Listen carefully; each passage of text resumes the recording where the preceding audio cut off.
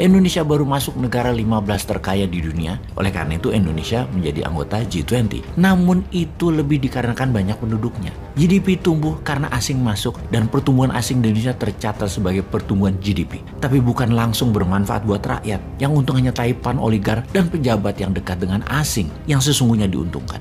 Kalau di anggota top 7 negara besar dunia atau negara anggota G7, negara kaya 7 besar dunia, jauh di atas Indonesia PDB-nya. Untuk itu, segera kita akan buktikan bahwa Indonesia pasti masuk 3 besar dalam 23 tahun ke depan. Kita kembali ke dominasi. Tiongkok mendominasi produksi produk manufaktur dan jaringan distribusi. Ada 80 pelabuhan dunia dikendalikan oleh Tiongkok. Yang akan kita bicarakan di sesi yang lain. Amerika mendominasi digital informasi dan komunikasi dengan internet WWW-nya. WA atau WhatsApp, FB, Instagram, Snapchat, search engine Google, software Microsoft, Oracle. Mereka menguasai 60% satelit dari 8.000 satelit yang ada di dunia ini. Sungguh, 60%-nya itu milik Amerika. Saudi Aramco 40% penghasil minyak dunia. Hollywood menguasai 70% film dunia. Kosmetik dan kecantikan dikuasai oleh Korea Selatan. Militer, alatnya dikuasai oleh Amerika. Yang anggaran militernya per tahunnya sama dengan anggaran militer seluruh dunia jika digabungkan.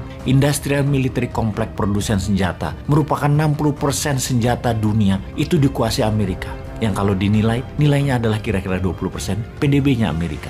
Intinya setiap negara yang ingin diperhitungkan, ditakuti, bahkan negara tersebut harus ada yang didominasi. Ini penekanannya. Kita tambah sedikit informasinya. Dolar merupakan 90% alat transaksi di dunia. Dunia asuransi dan perbankan, 60% adalah negara Eropa Barat yang menguasainya. Mineral tanah jarang, 90% Tiongkok yang menguasainya. Wall Street menguasai 60% uang beredar dalam bisnis. Dan harusnya Indonesia bisa menjadi pengendali dunia karena 40% barang distribusi dunia melewati wilayah maritim Indonesia. Bahkan 85% barang produksi Tiongkok melewati wilayah Indonesia.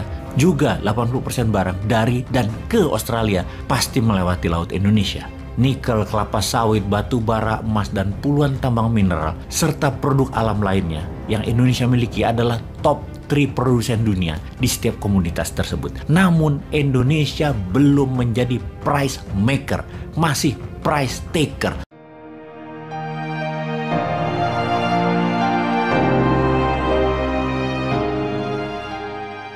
Bagi sahabat yang nasionalis pasti sangat menginginkan Indonesia bisa menjadi negara kuat, negara berpengaruh dan menjadi pengendali dunia. Atau dalam bahasa umumnya diistilahkan Indonesia menjadi negara global player. Untuk menjadi global player harus ada yang Indonesia dominasi. Indonesia harus punya alat tawar, Indonesia harus punya alat penggentar, dan Indonesia harus ada yang didominasi. Kita menengok sebentar tentang dominasi pada setiap negara untuk bermain dan untuk mempengaruhi negara lain. Atau bahkan mempengaruhi kawasan. Atau lebih hebat lagi, mempengaruhi wilayah yang jauh dari kawasannya sendiri atau homelandnya mereka. Namun tetap mempengaruhi wilayah negara yang jauh tersebut untuk tunduk, takluk, dan taat.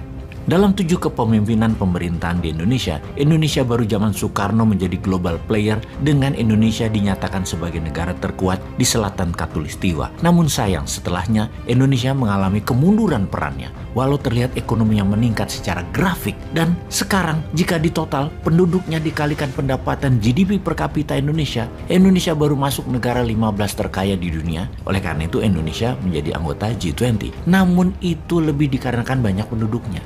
GDP tumbuh karena asing masuk dan pertumbuhan asing di Indonesia tercatat sebagai pertumbuhan GDP. Tapi bukan langsung bermanfaat buat rakyat. Yang untung hanya taipan, oligar, dan pejabat yang dekat dengan asing yang sesungguhnya diuntungkan.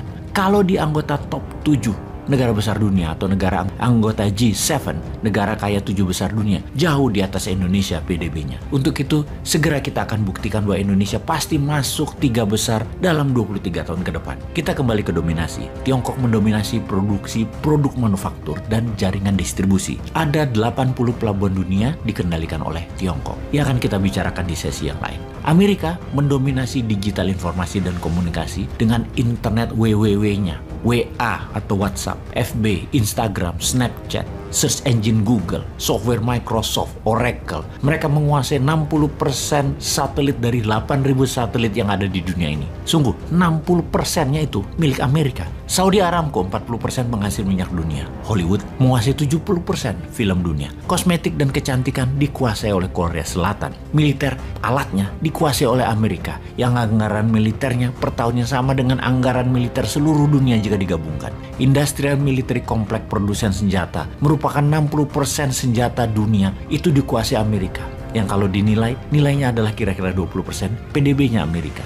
Intinya setiap negara yang ingin diperhitungkan, ditakuti, bahkan negara tersebut harus ada yang didominasi. Ini penekanannya. Kita tambah sedikit informasinya. Dolar merupakan 90% alat transaksi di dunia. Dunia asuransi dan perbankan, 60% adalah negara Eropa Barat yang menguasainya. Mineral tanah jarang, 90% Tiongkok yang menguasainya. Wall Street menguasai 60% uang beredar dalam bisnis. Dan harusnya Indonesia bisa menjadi pengendali dunia karena 40% barang distribusi dunia melewati wilayah maritim Indonesia. Bahkan 85% barang produksi Tiongkok melewati wilayah Indonesia. Juga 80% barang dari dan ke Australia pasti melewati laut Indonesia. Nikel, kelapa sawit, batu bara, emas, dan puluhan tambang mineral, serta produk alam lainnya yang Indonesia miliki adalah top 3 produsen dunia di setiap komoditas tersebut. Namun Indonesia belum menjadi price maker, masih price taker, belum mengendalikan distribusinya, belum bisa mengendalikan harganya. Untuk itu, serial video narasi kita akan terus membahas hal seperti ini, memberikan masukan akan road Indonesia to become global player. Indonesia emas di tahun 2045, Indonesia global player pasti. Video narasi kita akan terus menginformasikan berita tentang politik kawasan atau geopolitik banyak negara. Ada 200 negara di dunia ini yang GDP per kapitanya di atas $12.800. Yang disebut negara tersebut yang di atas 12.800 adalah negara makmur, negara kaya. Indonesia bahkan masih di bawah $5.000 per kapitanya. Masih dikatakan Indonesia itu negara berkembang, middle income country. Tapi segera kita akan ke sana, ke $12.800 per kapita, atau rata-rata kalau dalam rupiah nilai tersebut saat ini adalah 190 juta rupiah. Pendapatan orang per kapita per tahunnya. Itu baru sangar. Karena Indonesia punya semua sarana untuk menjadikan Indonesia negara kaya. Rakyatnya sejahtera, rakyatnya sehat, rakyatnya pintar, dan negaranya berpengaruh. Semua kita punya sarananya. Langkah pertama adalah Indonesia kalau ingin mencapai itu semua adalah memfokuskan Indonesia menjadi negara produsen, yaitu hasil tambang 100% harus di-refining di Indonesia. Bukan hanya menjual belikan bahan mentah atau bahan tambang setengah jadi, seperti hanya masuk smelter. Jangan, namun harus selesai dimurnikan atau di-refining. Hal itu untuk sumber daya alam di bawah permukaan tanah. Sementara yang di atas permukaan tanah, hasil pertanian dan perkebunan harus bisa memproduksi 4 kali kebutuhan nasional agar kita bisa menjadi lumbung pangan wilayah dan kawasan. Demikian juga perikanan, kapal nelayan, cold storage, sistem distribusi ikan segar, hingga pengalengan. Semua ini harus membuat Indonesia raja hasil laut dunia. Kalau kita detailkan, teknologinya 100% bisa dibuat di Indonesia. Kita ATP, jangan ATM. ATM adalah amati, tiru, modifikasi. Kelamaan, ATP aja. Apa itu? Amati, tiru, plak. Udah gitu aja. Lalu uangnya dari mana?